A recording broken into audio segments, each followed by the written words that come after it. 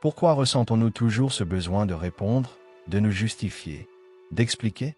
Dans un monde saturé de bruit, d'avis et de réactions immédiates, celui qui choisit le silence paraît différent, presque suspect. Pourtant, la puissance du silence ne vient pas d'un manque de mots, mais de la maîtrise qu'il impose. Le stoïcien sait que se taire, parfois, est l'acte le plus courageux. Mais cette force ne vient pas d'elle-même. Quand la colère monte, quand une critique nous blesse, quand l'injustice nous brûle de l'intérieur, tout en nous réclame une réaction immédiate. La voix se serre, le cœur s'emballe, la raison vacille. On parle pour reprendre le contrôle, alors qu'en réalité, on le perd encore davantage. Dans ces moments-là, le silence devient une épreuve intérieure. On se retrouve face à soi-même, au milieu d'un monde où tout le monde parle trop fort, comme si le bruit pouvait masquer la peur ou apaiser la douleur. Pourtant, quelque part au fond de nous, on sent bien que ce vacarme ne mène nulle part. La vraie paix demande une autre forme de réponse, celle du calme, de la retenue, de la lucidité. Combien de temps vas-tu laisser tes émotions dicter tes réactions? Combien de fois as-tu regretté une parole lancée trop vite? Le stoïcisme nous invite à choisir nos silences comme d'autres choisissent leur bataille. Chaque fois que tu te tais par sagesse, et non par faiblesse, tu t'élèves au-dessus du tumulte, tu reprends la maîtrise de toi-même. Le silence n'est pas un vide, c'est un espace plein de force. Il te protège du jugement impulsif. Il t'offre la clarté avant l'action. Il n'a rien d'une soumission. C'est un acte de souveraineté intérieure. Choisir le calme plutôt qu'une réplique immédiate, c'est renforcer ton esprit, affiner ton discernement, affirmer ta liberté. Celui qui sait se taire sait écouter. Et celui qui écoute vraiment commence à comprendre. Ici, nous explorons ces vérités que le monde moderne a oubliées. Nous t'aidons à faire du silence un allié dans ce chaos permanent. Si ces mots résonnent en toi, abonne-toi pour poursuivre ce voyage vers plus de paix intérieure. Laisse un like pour soutenir notre travail et partage en commentaire une situation où ton silence a parlé plus fort que n'importe quel discours. Ensemble, redécouvrons ce pouvoir tranquille qui forge les esprits libres. Le silence face aux critiques injustes. Lorsqu'on subit une critique injuste, notre première impulsion est presque toujours la même. Se défendre. Les mots montent à la gorge, chargés d'émotions, de fierté et de frustration.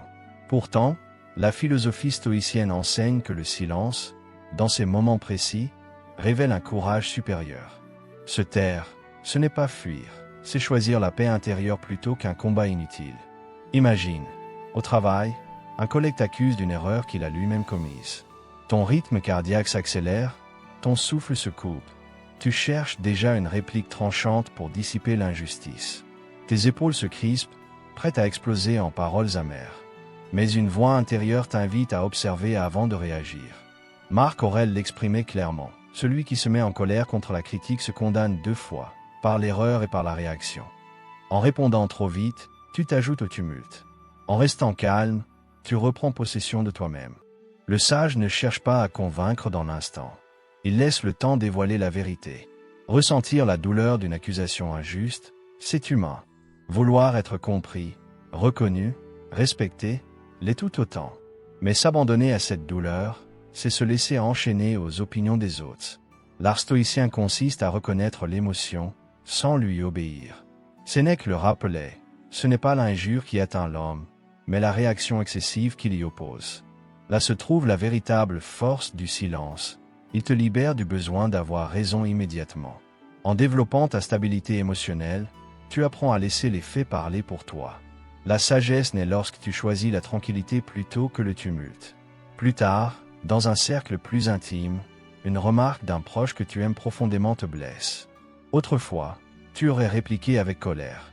Mais cette fois, tu respires profondément et tu décides de ne rien dire. Ton regard reste doux, ta respiration se calme et la tension se dissout presque d'elle-même.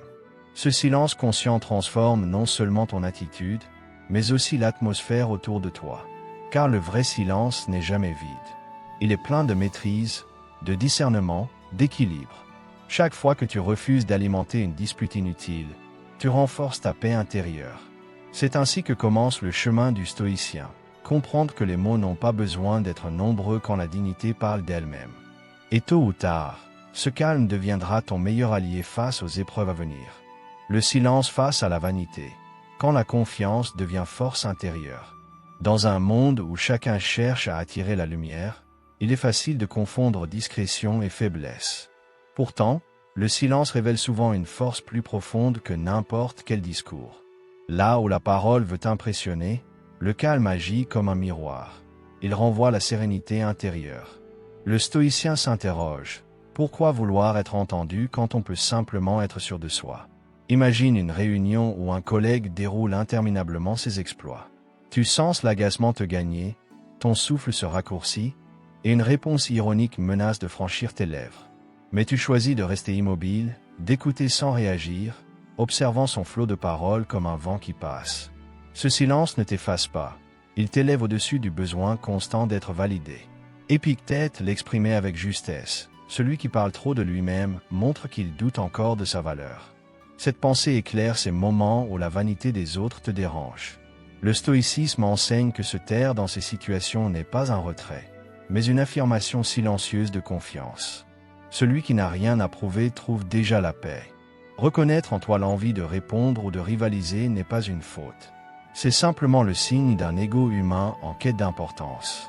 Mais observer cette émotion sans la suivre, c'est déjà entamer la maîtrise de soi.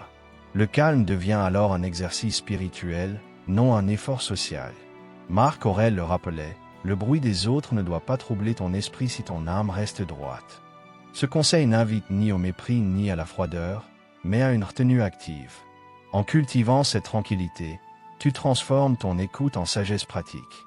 Ton calme devient la preuve tangible de la puissance intérieure que donne le contrôle émotionnel.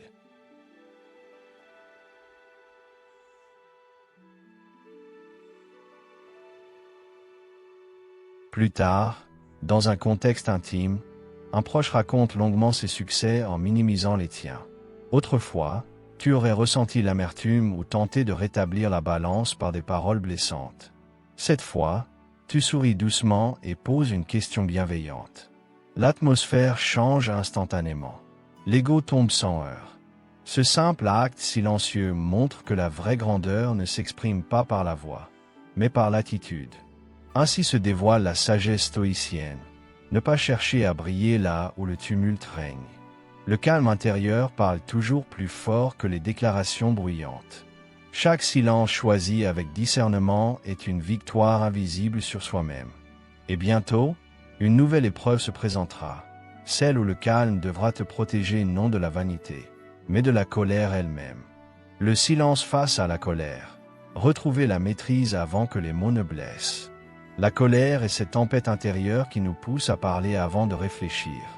Dans ces instants où l'esprit vacille, le silence devient une ancre, un refuge, un espace où reprendre son souffle avant que la parole n'aggrave la blessure.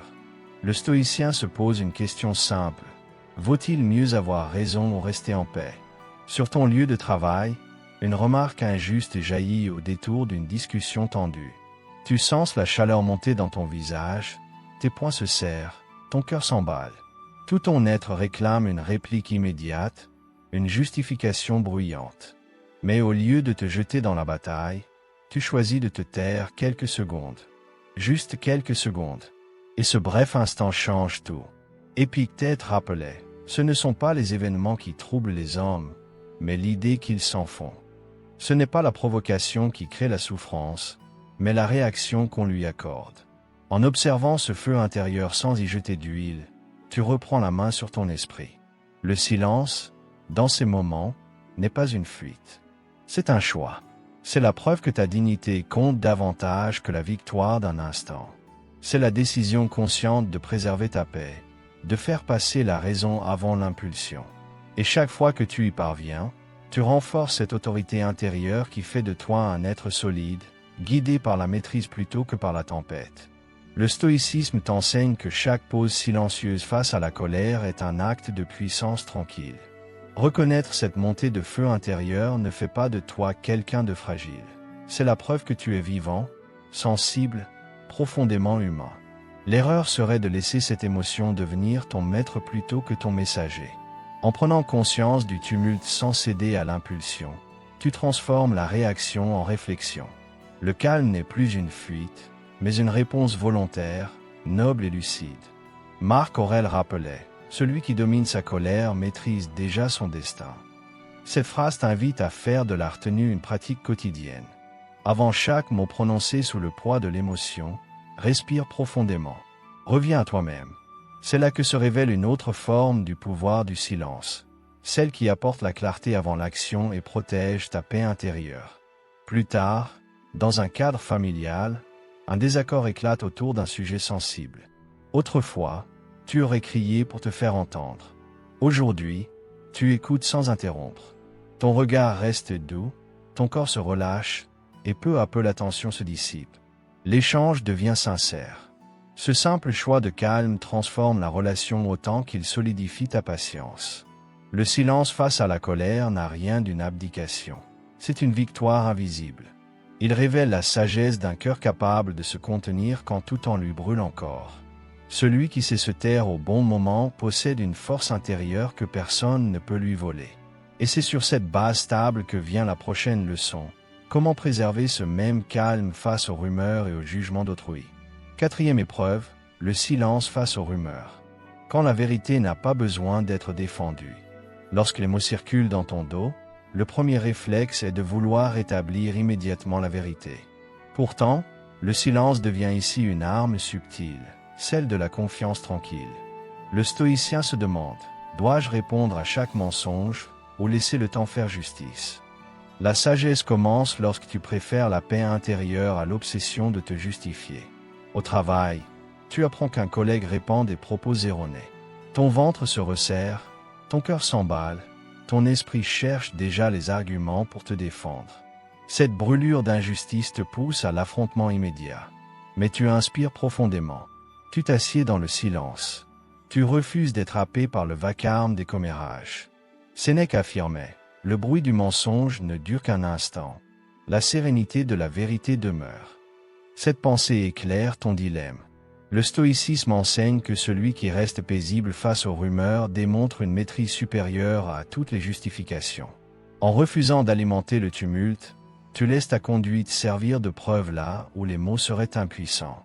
Il est naturel de ressentir la blessure de l'injustice. C'est un signe d'humanité, non de faiblesse.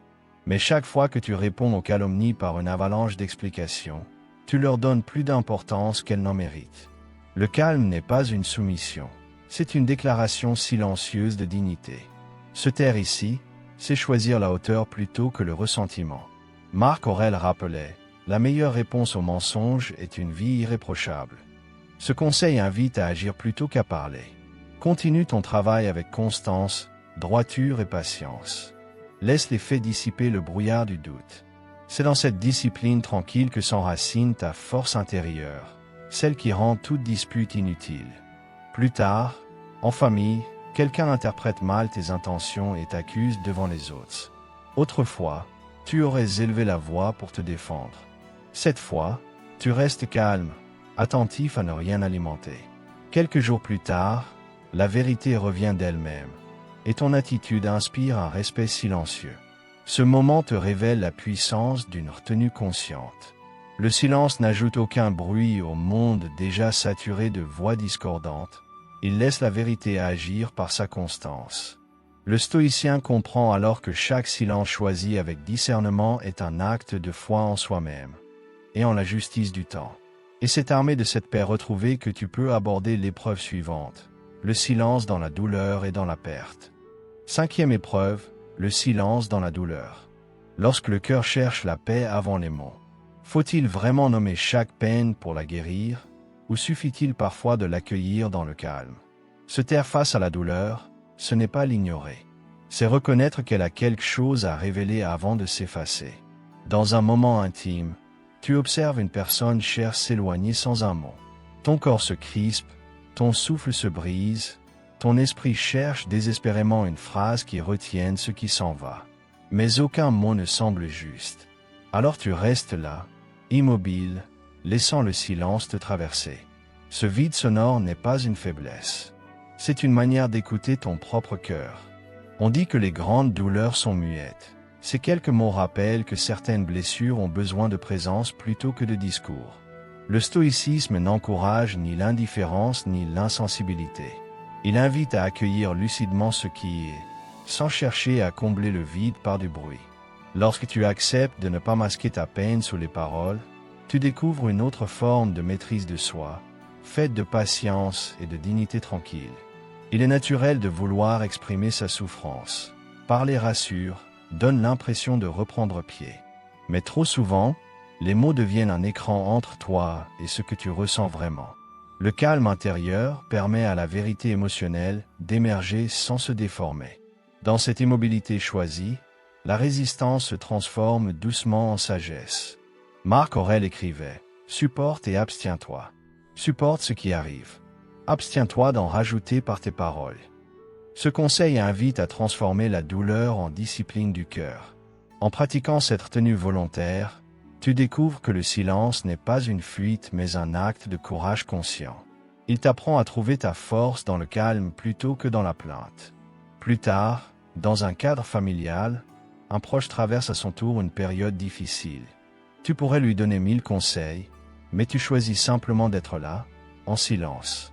Cette présence silencieuse devient un langage d'amour plus puissant que les discours. Et dans cet instant suspendu, tu comprends que ta paix intérieure éclaire désormais celle des autres. Le silence dans la douleur est un maître exigeant, mais juste. Il ne demande rien d'autre que ta présence totale face à ce qui est. En acceptant ce vide sans le fuir, tu transmutes la souffrance en compréhension profonde. Et c'est sur cette base apaisée que tu peux aborder l'épreuve suivante, celle où les insultes viendront éprouver la dignité que tu as patiemment reconstruite. 6e épreuve, le silence face aux insultes. Quand la dignité devient la seule réponse nécessaire. Quand les mots des autres cherchent à blesser, le silence devient un rempart invisible. Chaque insulte est une invitation à réagir, mais aussi une occasion de mesurer ta liberté intérieure. Le stoïcisme te rappelle que celui qui se laisse provoquer perd déjà la maîtrise de lui-même.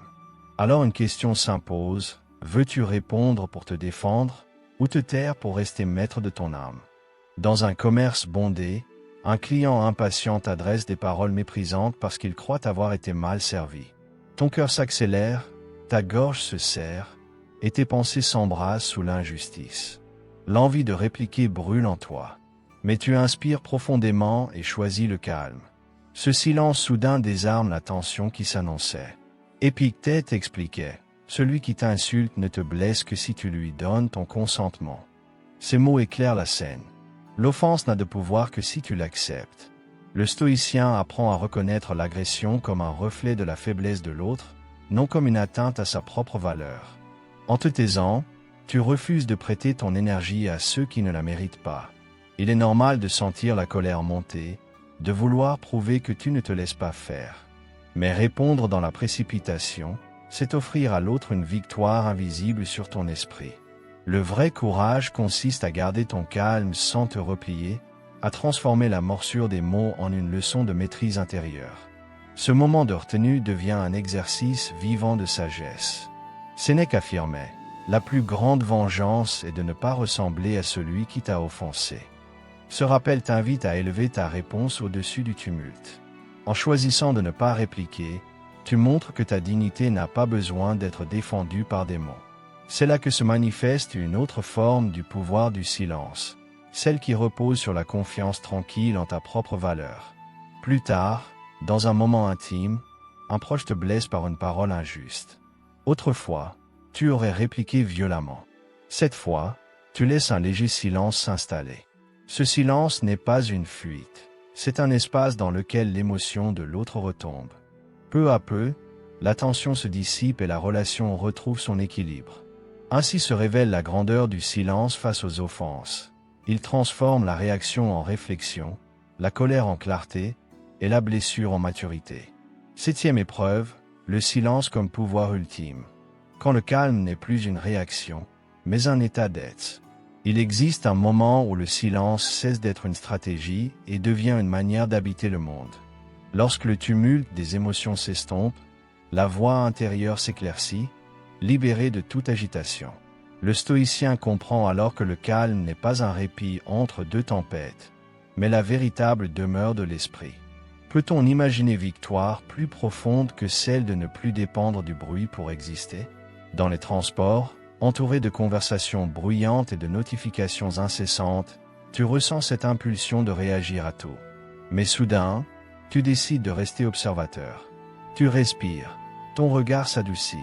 Le vacarme extérieur perd son emprise.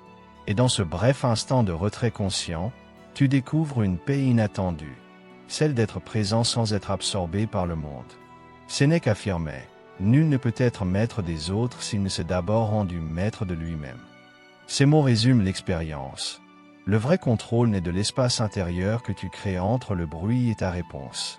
En acceptant de ne rien dire là où tout invite à parler, tu transformes le silence en preuve de maturité. Tu reconnais la tentation d'intervenir, c'est humain, mais tu choisis la retenue. Et ce choix répété devient une discipline. Chaque silence discerné te rend à toi-même. Épictète disait, « Celui qui se tait après avoir été provoqué a vaincu 2 fois. L'autre est lui-même. » C'est une invitation directe à la pratique consciente du silence. En cessant d'alimenter les échanges stériles, tu apprends à observer sans juger et à agir sans te troubler. Ton esprit devient une citadelle intérieure, imperméable aux secousses du monde. Plus tard, dans un cadre familial apaisé, quelqu'un t'ouvre son cœur, troublé par des inquiétudes. Tu pourrais offrir 1000 conseils, corriger chaque maladresse. Mais tu préfères écouter en silence. Peu à peu, ton calme apaise son agitation. Il trouve ses propres réponses, sans que tu aies besoin de dire un mot. Ce moment révèle combien le silence bienveillant peut être un acte de compassion autant qu'une preuve de force intérieure. Le silence ultime n'est donc pas absence, mais plénitude. Une conscience qui n'a plus besoin de se justifier pour exister. Une présence qui unit lucidité et sérénité dans un même souffle. Devenu ton refuge quotidien, ce calme transforme ta vie en méditation vivante du stoïcisme appliqué. Conclusion, le chemin du sage. Tout au long de ce voyage, tu as découvert que le silence n'est pas un vide, mais une présence lucide à toi-même. Chaque épreuve t'a appris à transformer la réaction en réflexion, la colère en clarté, l'injustice en discernement. Le stoïcisme t'enseigne que la vraie liberté se trouve dans le choix conscient de ce qui dépend de toi, ton attitude, ton regard, ta maîtrise de toi-même. Dans cette lucidité tranquille s'enracine la sagesse, non pas celle qui cherche à vaincre le monde, mais à s'accorder avec lui. Lorsque tu atteins cet équilibre, le tumulte extérieur perd son pouvoir sur ton esprit. Comme le rappelait Marc Aurèle, ce qui trouble ta vie, ce n'est pas ce qui t'arrive, mais l'opinion que tu t'en fais. Le pouvoir du silence n'est pas une absence d'action, mais une action intérieure, une force qui redresse l'âme et apaise le cœur. En cultivant ce calme, tu bâtis une paix durable. Ta maîtrise émotionnelle devient ton meilleur bouclier face aux secousses du monde. Ce détachement n'est pas une fuite, mais une présence plus pure, centrée sur la vertu et la constance. Si ces méditations ont résonné en toi, rejoins notre communauté. Chaque abonnement est une étape vers une sagesse partagée. Chaque commentaire, un écho bienveillant dans ce cercle d'âmes en quête de paix intérieure. Aime cette vidéo si elle t'a inspiré, et partage-la pour offrir cette lumière sereine à ceux qui cherchent encore leur équilibre. Souviens-toi, le silence n'est pas le contraire du son, c'est l'espace où naît la compréhension. Cultive-le comme ton guide invisible, qu'il éclaire chaque parole retenue, chaque émotion apaisée. Car la vraie grandeur du sage n'est pas dans ce qu'il dit, mais dans ce qu'il choisit de taire avec discernement et paix.